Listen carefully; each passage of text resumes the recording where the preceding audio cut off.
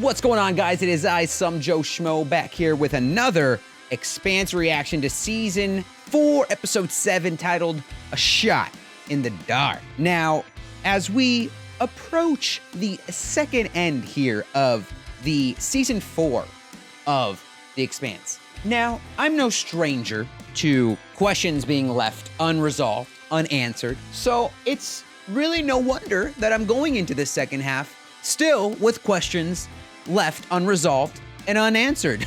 Primarily a few things, a few little things I could just reach into the deep recesses of my cerebellum and just yank out a strand of memory. And that is one question: Miller Investigator, where the hell are you? You led us to this planet.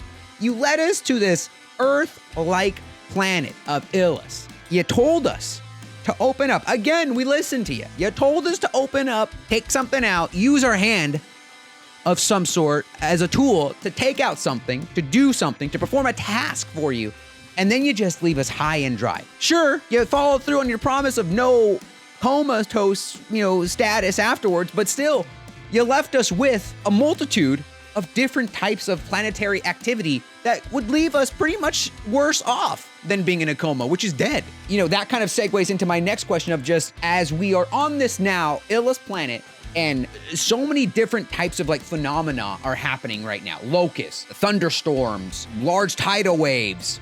Are we, and then I guess what somebody alluded to, at least what they told me in the comments, is that was that a super volcano going off on Ilus, similar to, I think someone said something like Yellowstone, right? Which is, let's be real, dude. If that thing goes off on Earth, we're all fucked. All right, I'm just throwing it out there. If all these types of phenomena are going on, it almost is like replicating potential disastrous events on Earth. And so for me, I'm just like, well, how many more can we go through? What do we have? What more is there? Is it acid rain at this point? There are so many different things that could potentially kill all of our heroes on Ilus. So it is what it is at this point. Anyway, guys, I am having such a great time. Season 2, Season 4 of The Expanse, into the latter second half of this here season. And we are about to jump into it now. But if you guys are new to the channel, I do Expanse reactions here every single Thursday and Saturday. Feel free to tune on and subscribe, let me know how you guys are enjoying these reactions of mine. Anyway, with that being said, guys, let's jump into this episode here now. Naomi, we got some daylight peeking through. Water must have receded some. It has, but not as quickly as we hoped. So how long until we get back to the surface? I can't tell for sure. They just had to pick a subject of water to put in these episodes, didn't they? It still just gets me good. We only have enough water purification tablets to last a day, maybe 2. We need to figure out a way to send down a resupply. You saw what happened to the RCE shuttle. So we're all just still at the mercy of you and your invisible friend. You said you started noticing these spots about an hour ago? It's Oh yeah, so this was the same spots at that. This was in my left. Was it the blonde woman from Earth said she had as a condition? And she said, oh yeah, it just is a little itchy. My wife's the medtech. She mentioned she saw a child with an eye infection a few days ago. Some kind of outbreak. I wouldn't call it that. It's more like an allergic reaction. Just a bunch of kids running around farting on people's pillows. No big deal. The barb has maybe a day of battery power left. After that, it won't be able to accelerate and raise its orbit. Can't you just get underneath it and then just use your Our best guess is that, power? I guess nobody can move. The barb won't make it that far on battery power. look, I'm gonna offload your daughter and everyone else onto the Rossi, all right? Nobody on the Barb is gonna go down with that shit. If we lose the lithium ore that we mine, we may as well be dead. We can't end like this. I know. And we're doing everything we can to make sure that doesn't happen. And it's for me, I feel like that ore is almost like a manifestation of Lucia's determination, because she seems to be losing so many things in order to acquire that it's if that goes down, right? If the ship with all the ore on it goes down, what is she left with then? She's already fractured a relationship with her, would it be husband, I guess? Fractured relationship with her daughter because of all the things that she was, committed to try to do in order to maintain the Belters to get their payload, I guess, out. But now it's if that goes down, it's was it all worth it? The safety of this planet and its people is my sacred responsibility, and one that I have never taken lightly and never will. Jesus Christ. I sound incompetent. I wouldn't fucking vote for me. We couldn't wait to comment on the incident until we had someone in custody, not after the way the debate ended. So instead, you had me sit there with my tits hanging out, blabbering for 15 minutes, saying, trust me, I am not always a fuck up. Yeah, you're a real people person at that point. I see politics never sleeps. Man, it's crazy to see Crescent like this, man. Just a little unhinged. Dream. We just got the new poll numbers. Do share. The suspense is killing me. Gao is within 3 points. And that's taking into account the speech? It could have been a lot worse. Get the fuck out.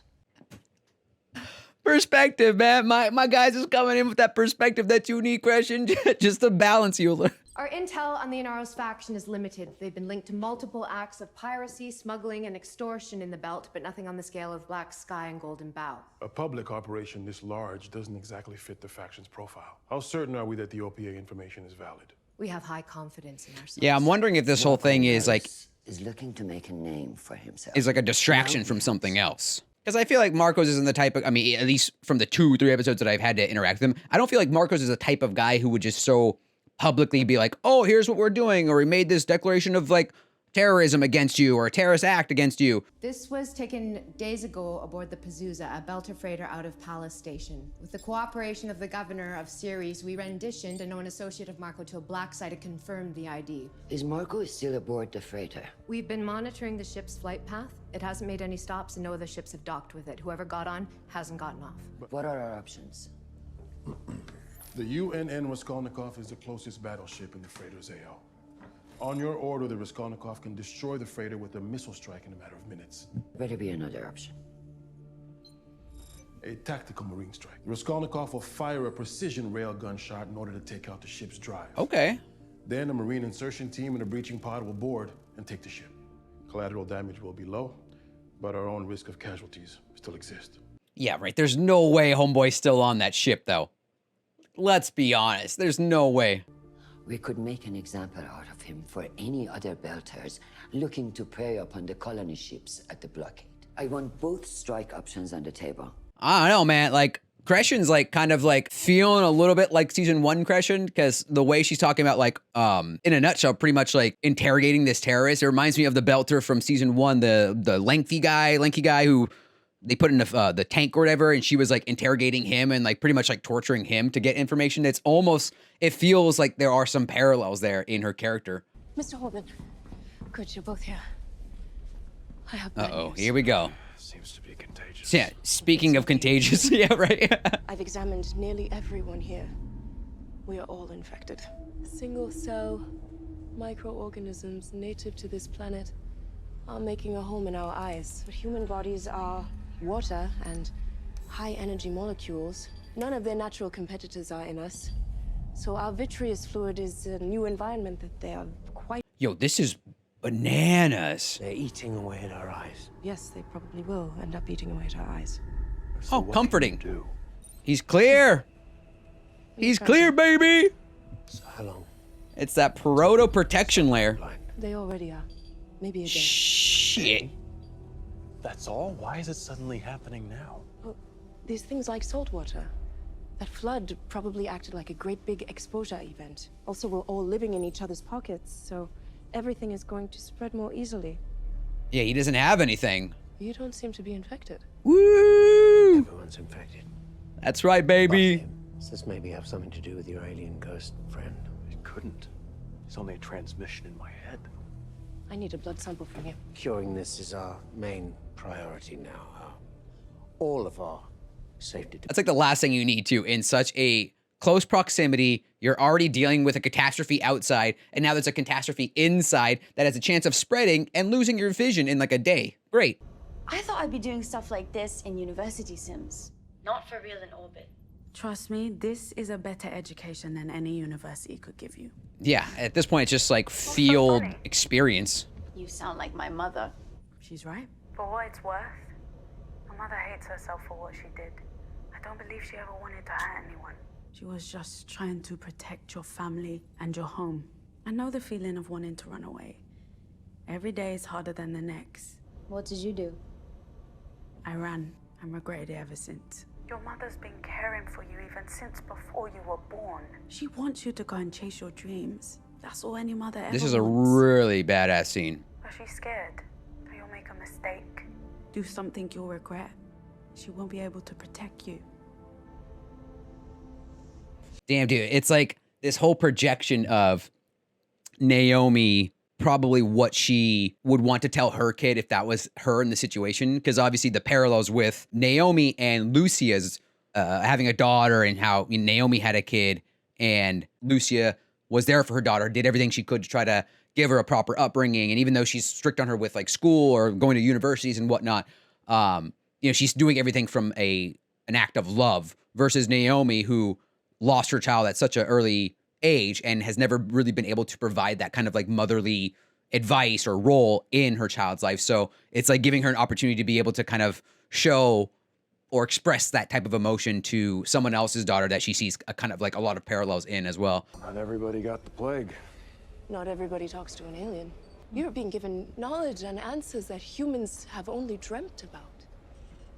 I've also been given her. Yeah, it's, you don't want the other stuff that kind of comes along with this. To me, that sounds like an acceptable trade-off. I have traveled billions of kilometers to be the first exobiologist to study the most basic forms of extraterrestrial life. And you, on the other hand, are the only person in human history with a direct line of communication to an advanced alien species. And you're annoyed? Any scientist would kill to change places with you.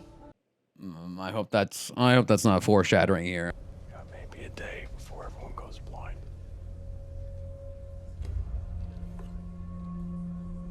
Are you fucking serious? A lot more of us aren't gonna make it now. Working on a treatment, so hopefully that doesn't happen. I need your help, making sure everyone stays calm. I can't do this without you. When my son was 5, that little guy, he wanted sand for his birthday. What? Sand? Mm-hmm. Sand. From a real beach, from Earth. I wonder if he still has that. Aww. I'm sure he does. I lost my family because I couldn't be the man that my wife and my little kid needed me to be. I have to live with that. I could never make that right. It really is baffling to me that this whole buildup of everyone's like background and development with their family has all like led to this moment that they can kind of share a life experience with Lucia. Because Lucia, I think, almost feels like she encapsulates everything that like Alex and Naomi wish they both could be as a parent.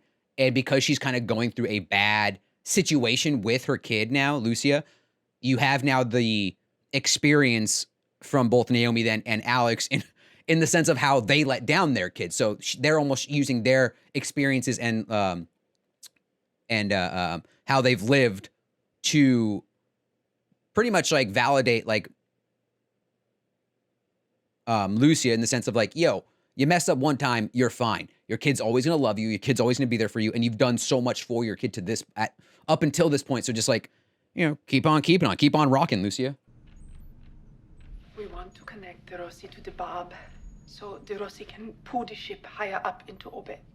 We're going to need you to deconstruct the mining nets. Homeboy in the back's like, what the hell kind of idea is this? The cable will need to be at least 1 kilometer long for safety. We can't have the ships running into each other. And we can't connect it to their nose. Our center of mass has changed because of all the lithium we're carrying. We'll need to build a gantry to provide a height to counterbalance everything. It could work, but do we have enough time to do all this? We're going to find out. Meanwhile, man, dude, everyone's going through drama right now. Good God. Liam! Oh, Liam, where's...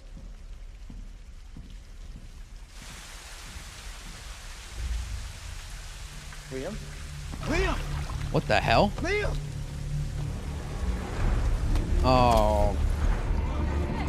Oh, shh. Everybody stay the fuck back! Dude, he just cold cocked that guy. Let him go! Let him go, you dick! Kill my best friend! Then he'll be dealt with. He dies, you die. You got 3 seconds. What the fuck? Oh, God. What the heck?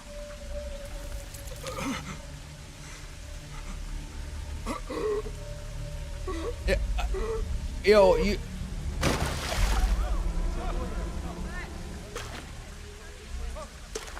What the hell? Oh. Oh. What the fuck? What the hell is this?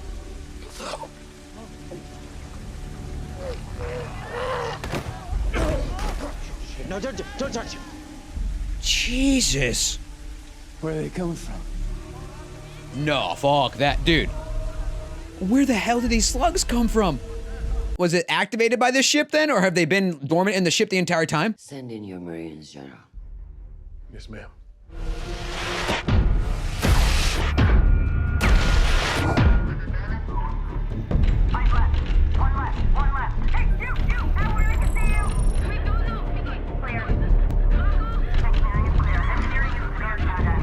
They have control of the ship. They're moving to ops. Another 30 seconds. Yeah, this all feels like a huge setup right now.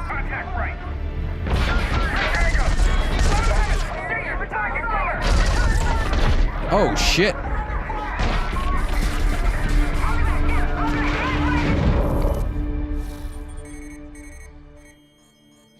Fuck. Did it go boom?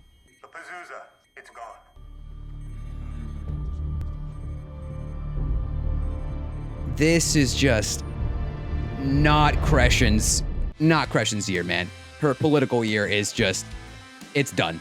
How do you recover from that? Like, that is just, it literally just hit me there, where now, like, the decision that she had to make throughout the episode is to either completely destroy it, right? Or send in the team to capture Marcos. And it's like, you already know where this is going, where now Gao is gonna use that as a means of like, oh, you know, we sacrifice our people, Earthers, to try to get this Belter who was already considered a terrorist that, you know, she's already gonna blame Crescent for letting go. And now we're sacrificing our Earthers to try to capture this terrorist. You already know that's the direction they're going with this show right now. And it's like so, ooh, Crescent's constantly being tested right now with these decisions and these dilemmas that she has to go through. And it's kind of funny because I almost feel like there is a little bit of similarities between Lucia and Crescent with this like theme of sacrifice, because it seems like, you know, Lucia is sacrificing so much for her family, or at least, you know, that's the kind of mentality she has, is like, I'm putting in so much to sacrifice so that my family comes out for the better, right? Then you have Crescent too, who's like talking a lot about like sacrifice on her end and what she's going through, the political agenda, and how she's going about conducting herself with the whole debate and elections. So there's a lot of cool parallels between some of these characters that have been with us for a long time. Like I mentioned a little bit with Lucia and Alex and Naomi with their family backgrounds and their history. So I'm really liking how the action, so to speak, right? Or like the hard-hitting, high-paced action of like season 3, how that kind of took a back burner now to the hard-hitting action of like characters and progression and how we're seeing them evolve throughout this whole thing. And it's a great, I give props to this season for just stepping on the brakes a little bit and kind of letting our characters be able to digest everything that has happened, and then in turn have them grow with other characters who are going through similar things that, you know, they've seen in their past, even though we might not have seen it in the past 3 seasons. You know, background stuff about like I said, Naomi's kid and Alex's you know, riff with his wife and child as well. So yeah, man, it's there's some juicy stuff going on here, guys. A lot of juiciness. The way I look at it is Elfie basically described the green particles as, because maybe they're attracted to salt water, and because of the tsunami, maybe more of those particles found like refugee in some like in our eyeballs. Which, do our eyeballs have like that? I guess it does. Like what is it like?